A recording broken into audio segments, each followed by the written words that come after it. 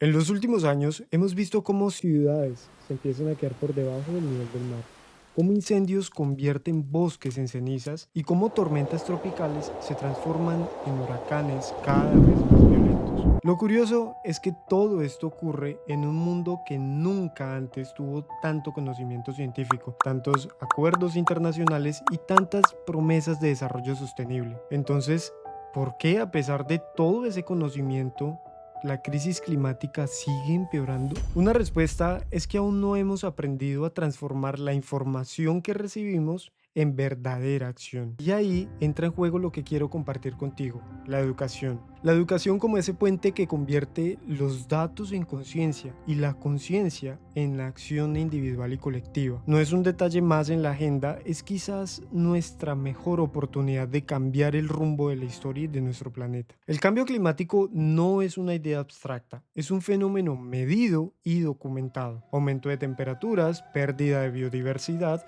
fenómenos extremos cada vez más intensos. El IPCC advierte que un aumento de 1.5 grados ya genera impactos irreversibles. En Colombia lo vivimos fuertemente: deforestación en la Amazonía, minería en páramos, contaminación de ríos, inundaciones y sequías que golpean especialmente a comunidades vulnerables. Tras el huracán Iota en 2020, Providencia se convirtió en un símbolo de cómo la crisis climática se ensaña con quienes menos responsabilidad tienen. Ese es nuestro punto de partida: reconocer que la crisis es global, pero sus efectos siempre se sienten en lo particular y en lo local. Durante décadas nos dijeron que el progreso era producir más cemento, usar más fertilizantes, construir represas sin importar el costo. Y todavía hoy se mide el progreso de un país en toneladas de hormigón construidos, hectáreas de monocultivo o también en toneladas de residuos peligrosos generados. Pero como advirtió el Papa Francisco en Laudato Si, esa visión es insostenible.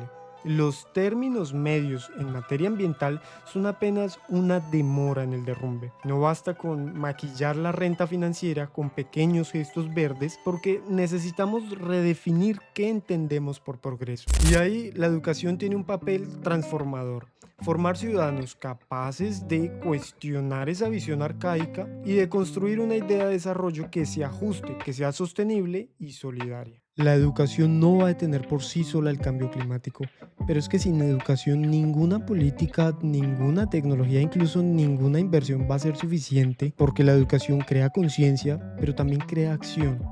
Y una escuela que es capaz de implementar un PRAE y enseña, no sé, a cuidar el agua, transforma mucho más que solo su espacio académico físico, porque es capaz de transformar toda la cultura de una generación de estudiantes y una comunidad que a través de un proceso aprende a gestionar residuos después de un desastre como lo hicimos en el huracán Iota en 2020 en Providencia. Demuestra que la resiliencia empieza con el conocimiento. La educación no es un adorno, es más bien la semilla de todas las posibles soluciones. La metodología que proponemos no es vertical, ni tampoco es memorística, es más bien participativa. Es aprendizaje basado en proyectos, en debates en comunidad, en talleres intergeneracionales. Es el uso de tecnologías digitales para amplificar la voz de los estudiantes y de los implicados. Cuando un grupo de jóvenes en un colegio en Barranquilla diseñó su propio proyecto ambiental, no solo aprendió sobre el reciclaje, aprendió sobre democracia, liderazgo, de corresponsabilidad. Y cuando esta comunidad en Providencia se pudo organizar tras el huracán, no solo gestionó sus residuos, sino que recuperó la esperanza en medio de una situación muy compleja. Es la fuerza de la metodología participativa, porque convierte el conocimiento en experiencia y la experiencia se convierte en transformación social. ¿Cómo se traduce esto en acciones? Diseñando programas educativos donde los estudiantes investiguen su propio entorno, que creen soluciones que sean locales y que las puedan compartir en redes digitales para poder replicar esas mismas acciones en otros contextos y llevar esa información a muchas más personas. También podemos involucrar comunidades en la toma de decisiones. dar voz a mujeres y, por qué no, a pueblos indígenas, y vincular incluso universidades, gobiernos y escuelas. El impacto no solo se mide en botellas recicladas o en árboles plantados, sino en ciudadanos formados para la acción, en comunidades que ganan autonomía y en la capacidad de articular la ciencia, la cultura y la ética. La educación ambiental se puede validar cuando logra transformar tanto las estadísticas como las conciencias de los implicados. El cambio climático no se resuelve mañana. Se resuelve hoy en cada pequeña decisión, en cada aula y en cada comunidad. La educación no es la solución mágica, pero sí es la semilla de todas las soluciones posibles.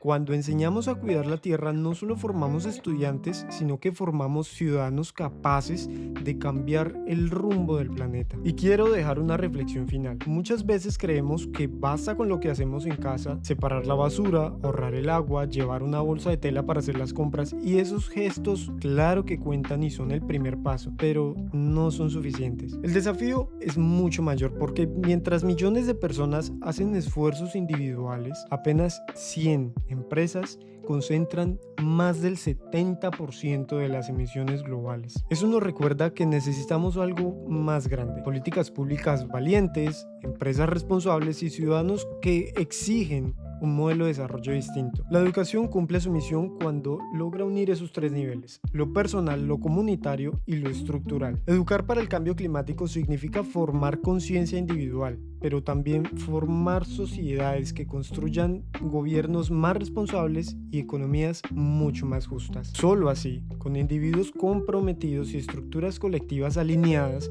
podremos salvar lo único que realmente tenemos: nuestro hogar. Y como dijo Sergio Federovisky, debemos apresurarnos porque solo nos queda medio ambiente.